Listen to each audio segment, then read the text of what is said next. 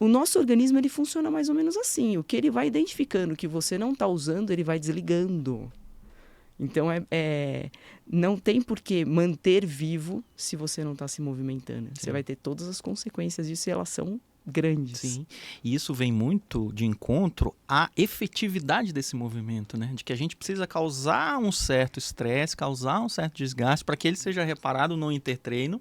Aí eu entro na sua área. Sim, e que a de gente homeostase, de alostase, perfeito. E que a gente consiga ter benefício, porque aí você começa a treinar, eventualmente você perde peso, ganhei um pouquinho de massa, defini alguma coisa e estagnou. Estagnou, falei, cara, não tô passando estímulo, daqui. Nova adaptação. Muda a coisa, né? É uma coisa que o corpo precisa para evoluir. A gente precisa de um desconforto para evoluir. É muito louco isso, porque achar essa medida entre um desconforto bom e uma dor que gere uma lesão precisa daí da coisa da mentoria. Perfeito. Por isso que a dor é um termômetro fantástico para isso, para a gente entender o que a gente deu de estímulo, se esse estímulo...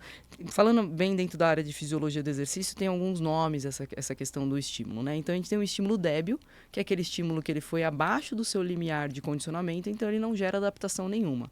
Tem o estímulo forte, que é aquele que é o bem dosado, é aquele que ele quebrou essa barreira, então ele vai te gerar uma nova adaptação.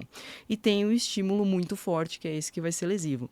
Na sequência de um treino, se você pega a curvatura do desgaste desse organismo, ele tem que ter caído um pouquinho e ele vai ter uma curva de supercompensação. Tá. Então, ele vai se tornar, até por conta disso, que é tão importante o descanso pós-treino. Sim.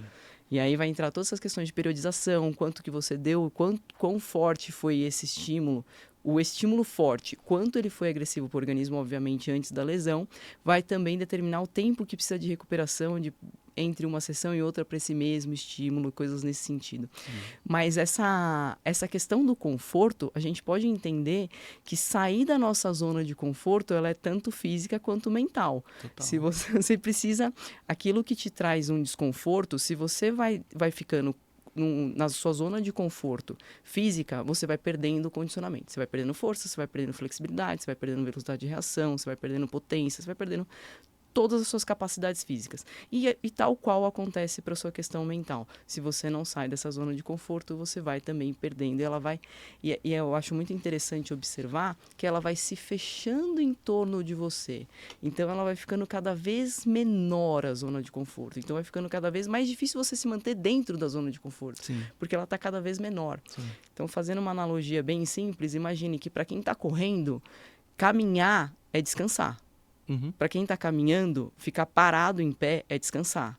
Para quem está parado em pé, sentar é descansar. Para quem está sentado, deitar é descansar. Para quem está deitado, sobrou o quê? Tem que trocar ou você começa a ir para frente, plano. ou você começa a ir para frente, ou você realmente está ali, não te sobrou mais nada, entende? Sobrou aquele lugar de beco sem saída que eu falo, que é o organismo entendendo que ele não precisa mais estar vivo. Sim. E essa coisa de beco sem saída me lembra... Eu sou bem radical nessas horas. Me lembra uma coisa que eu falo com meus pacientes. Eu falei, gente, você tá no fundo do poço, primeira coisa, para de cavar. Por obséquio. Faça isso. Porque não é possível, gente. Você não consegue identificar o quanto você tá fazendo de mal para você. Exato. Além de o cara dizer que ele não consegue treinar, ele não consegue comer nada melhor. Eu não consigo... Não consegue beber água. Não consegue tomar água. Ele não consegue dormir. Ele ainda joga coisa ruim pra dentro. Ele chega em casa e fala, hoje o dia foi péssimo. Nossa, a empresa só me deu dor de cabeça e tal. Vou mandar um escão, cowboy. Cara, vou fumar. Puta, eu tenho que fumar meu cigarro aqui na hora do almoço. Mas é um só. Cara, não pode. Quer dizer... Poder pode, mas não deve. Você tá com um organismo que ele já tá lutando para sobreviver. Ele já tá lutando para sobreviver. A pessoa, é interessante que a pessoa não enxerga isso, né? Não. Ela não vê o quão ruim é o estado dela, básico, e o quanto ela tá conseguindo piorar, tá conseguindo cavar mais. É bem isso, né? O estado basal dela. Ela tá rodando num basal que é sobre... ela tá colocando o corpo dela num cenário de sobrevivência o tempo inteiro. Sim. Porque se você não tem o alimento que te nutre, você não tem água suficiente, você não tem o tempo de sono suficiente, que tem uma importância extrema, definitivamente não é perda de tempo. Pelo contrário, é um ganho de Claro, tempo. Você vai ser muito mais claro, eficiente claro. se você tiver dormido direito. E você ainda coloca substâncias que te intoxicam ainda mais além de tudo isso e não está fazendo exercício, volto a dizer, né? Não tinha por que um organismo ser vivo antes sem movimento. Então, Sim. você está num cenário que a conta não fecha de maneira nenhuma. Tem hora que eu brinco, assim, eu falo... o corpo ele tá o tempo inteiro lutando para ficar saudável. Se você parar de atrapalhar, tem hora que você já faz muito. Já muito? Nossa, já parou de cavar? É bem isso. Você já parou de Pelo cavar. menos para, olha pra cima, vê o quão fundo você já tá e fala, meu, não é possível, preciso dar uma mudança de direção nesse troço. Precisa. Pelo menos pra ficar de pé. E aí, falando um pouquinho de hábito, o que eu acho muito legal do movimento também? Ele é um hábito angular. Ele é um hábito... E o que é um hábito angular, né? É aquele que, se você consegue colocar dentro da sua rotina, ele ricocheteia em outros lugares. Então, automaticamente, colocando movimento, é mais fácil você se alimentar melhor. Sim. Vai interferir, impactar no seu sono absurdamente. E aí, impactando no sono, automaticamente também fica mais fácil se alimentar melhor. Porque deve ter acontecido com certeza com muitos. Dormiu mal, acorda no dia seguinte, você já acorda querendo comer tranqueira. Total. Ninguém que dorme mal acorda com vontade de comer só um ovinho mexido e um pedaço de fruta. Sim. Você já fala, cadê meu donuts? Cadê sei lá mais o quê? Então, é muito legal começar pelo movimento, acho que é o primeiro lugar que vale a pena olhar, porque ele faz esse papel de ser angular. E as pessoas, muitas vezes, elas não conseguem entender que é muito mais efetivo a constância do que o volume. Sim. Então, muitas vezes eu viro e falo assim, você tem 10 minutos? Você tem 10 minutos? Dificilmente alguém não tem 10 minutos. Às vezes 10 minutos é um horário que, sei lá, tá preso, sei lá onde, que não pode voltar ainda para casa por causa de rodízio, enfim. 10 minutos eu garanto que todo mundo tem.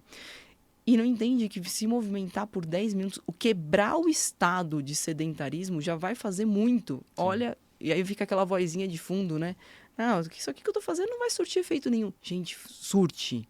Acredite, faz. Sim. O que é mais complicado são essas horas inativas, esse tempo sem quebra, ininterrupto de inatividade é uma coisa que faz um mal enorme para o organismo.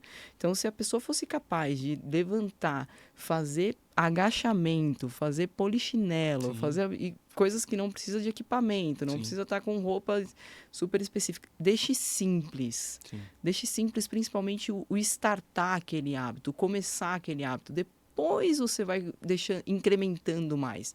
Mas de bate-pronto, ele tem que ter a menor resistência possível para ser implementado. Total. E começar pelo movimento é uma baita estratégia. E isso me lembra muito uma coisa que a gente sempre fala para os nossos pacientes, é a coisa do faz, depois melhora. Ele não, esse homem, principalmente esse homem 40 a mais, esse homem super ocupado, super atarefado, com a agenda sempre cheia, sempre com 1 milhão de coisas para resolver, ele quer o melhor. Qual é o melhor exercício para eu ganhar massa? Para eu aumentar o peitoral?